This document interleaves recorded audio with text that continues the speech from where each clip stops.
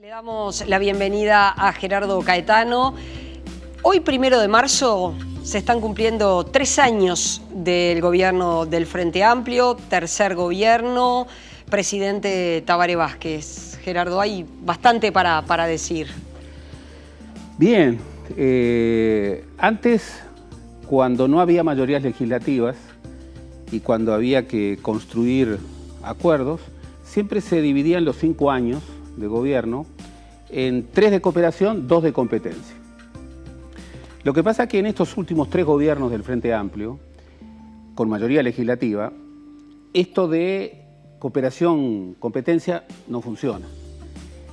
Lo cual hace que en realidad la competencia esté instalada desde el primer día de gobierno.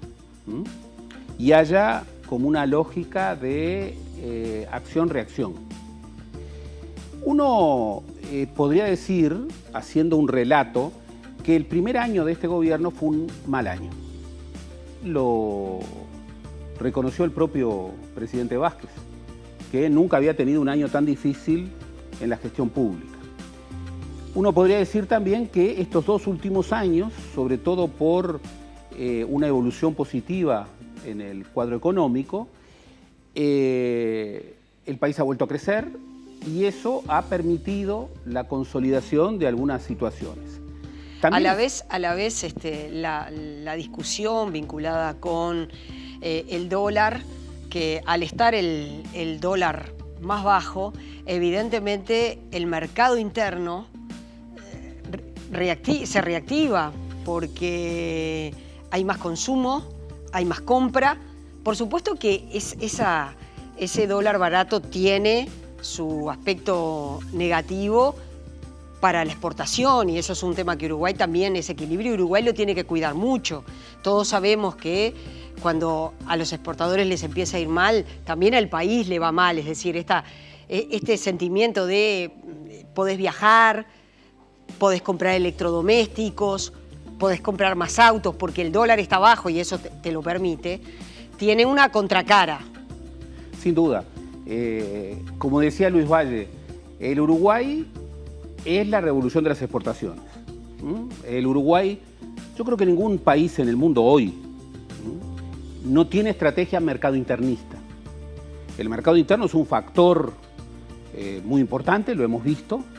El incremento del consumo interno es un instrumento que por lo menos a ciertos sectores los estimula mucho, pero no sustituye las exportaciones. En cuanto a las exportaciones, bueno, el Uruguay ha vivido en los últimos 15, 20 años, como le hemos dicho, una verdadera revolución tecnológica, productiva en el sector agropecuario. Esta revolución tecnológico-productiva ha generado sus propias realidades. ¿Esto qué quiere decir? Extranjerización de la tierra, muy fuerte inversión, concentración de la tierra, situación crítica de los pequeños y medianos propietarios, cada vez es más difícil. Y al mismo tiempo, y esto es un poco el tema de debate últimamente, el propio desarrollo de este nuevo capitalismo agrario genera situaciones muy disímiles. Esto lleva a que el diagnóstico de lo que ocurre sea muy relevante. Hay situaciones negativas en el medio rural que no pueden ser resueltas por el gobierno. Hay otras que sí. Esto lleva a que el relato de los balances sea un relato muy importante, muy importante. Por ejemplo, nadie puede negar, porque el Uruguay es un país de cifras claras, honestas.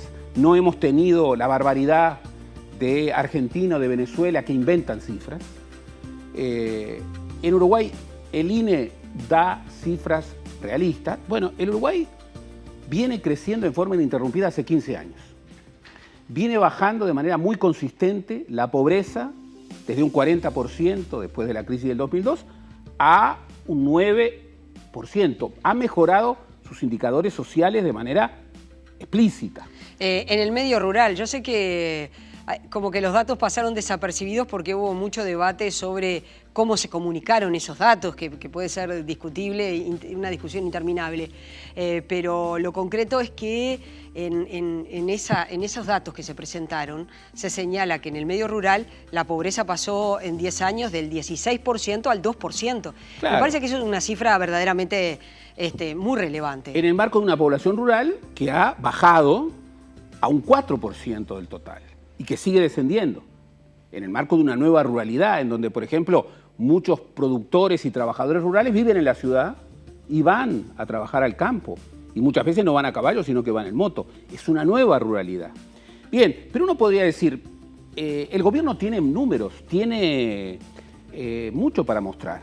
Y esto, por ejemplo, queda de manifiesto en enero y febrero con todos los reconocimientos internacionales que ha recibido este gobierno.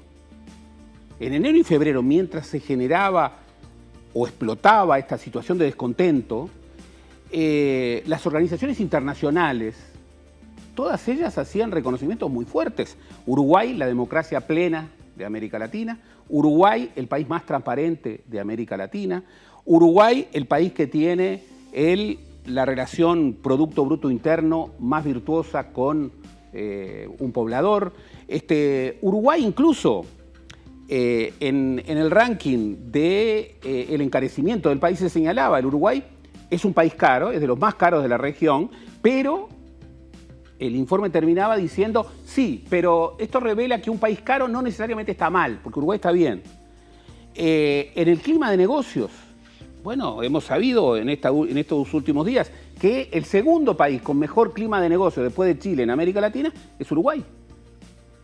Hemos sabido también que se ha bajado a niveles históricos un indicador muy importante como es la mortalidad infantil.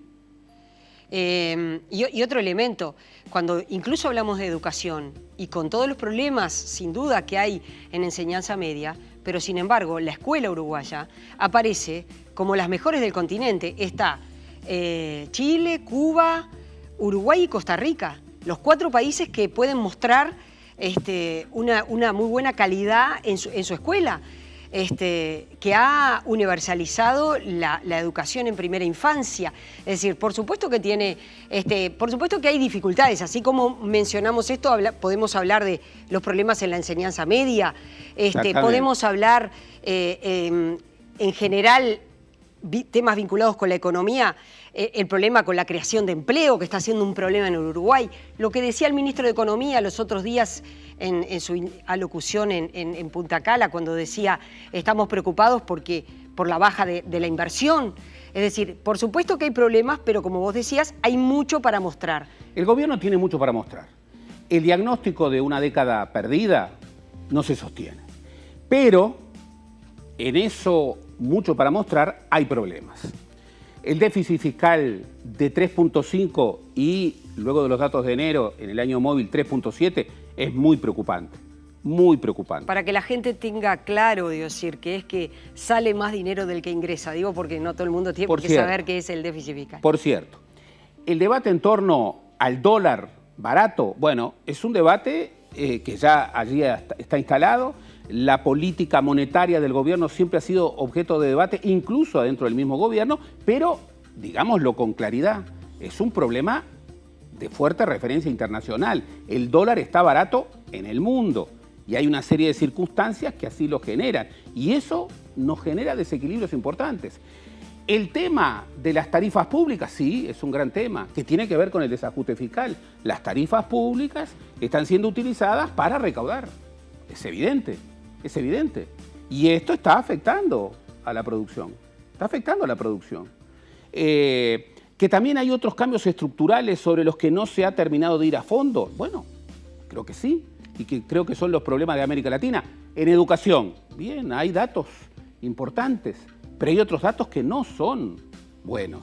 No, estamos sobre todo en secundaria. En el rezago a los 15 años... la no permanencia en los centros de estudios. Y sobre todo en medio de una revolución que está generando, y que va a generar cada vez más, una nueva cultura del trabajo, en donde quienes no estén preparados para los nuevos trabajos van a quedar por fuera del circuito. El tema de un país que apuesta de manera fuerte a la ciencia y la tecnología como motor de una producción con agregación de valor, bueno, allí también hemos tenido problemas con incluso el incumplimiento de ese acrecimiento en el quinquenio a un 1% del producto. Hay problemas. ¿Y la seguridad? El tema de la seguridad, que tenemos que incorporarlo, es un problema que vino para quedarse. Es un problema que vino para quedarse. Se puede mitigar, pero no se puede resolver. ¿Por qué? Porque está cruzado con narcodelito, porque está cruzado con un delito que va más allá de la frontera. Podemos discutir si este ministro es mejor, si esta política es mejor. Bien, pero el problema de la inseguridad es un problema que vino para quedarse. Y lamentablemente en esto estamos en contexto de lo que es la realidad de América Latina también. Y esto no es escudar nada, ¿eh? Esto no es escudar, decir, la excusa es que en América Latina hay inseguridad, no. Estamos en contexto. Yo cuando voy a discutir estos temas en Guatemala, México, Venezuela, sí, claro, te se ríen. ¿Por qué? Porque hay mediciones que expresan que el Uruguay tiene de las percepciones de inseguridad más altas de América Latina.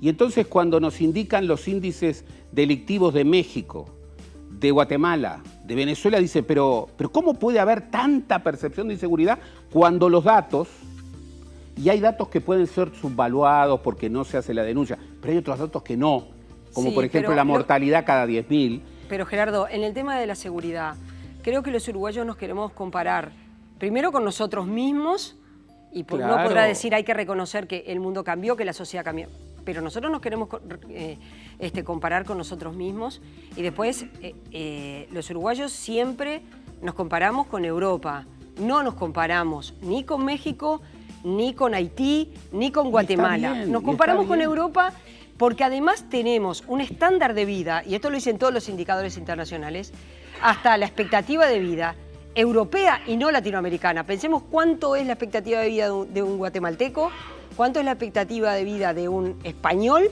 y de un uruguayo. Y el uruguayo es mucho más parecido al español. Entonces, obviamente los uruguayos no nos queremos comparar con lo peor de América Latina. Por supuesto. Es decir, a este gobierno, lo hemos dicho más de una oportunidad, le ha faltado energía transformadora. Le ha faltado un libreto transformador fuerte, particularmente en ciertas áreas en donde le va la vida. Educación, ciencia y tecnología, infraestructura. Sin embargo, tiene mucho para mostrar. Tiene mucho para mostrar. Lo que ocurre es que ya estamos en una situación en donde los relatos sobre el balance del gobierno son absolutamente contrapuestos. Y no se dan en clave racional, se dan en clave de una mirada antagónica. ¿Sentís que en este gobierno del Frente Amplio, en este tercer gobierno, en estos 3 años, ha sido la peor relación entre gobierno y oposición de los tres gobiernos del Frente Amplio? No necesariamente, no necesariamente. Lo que sí advierto es que la oposición, luego de 13 años de gobierno ininterrumpido del Frente Amplio con mayorías legislativas propias, está viendo 2019 como una circunstancia crucial.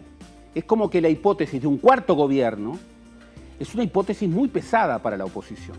Y encuentra a la oposición en una situación muy difícil.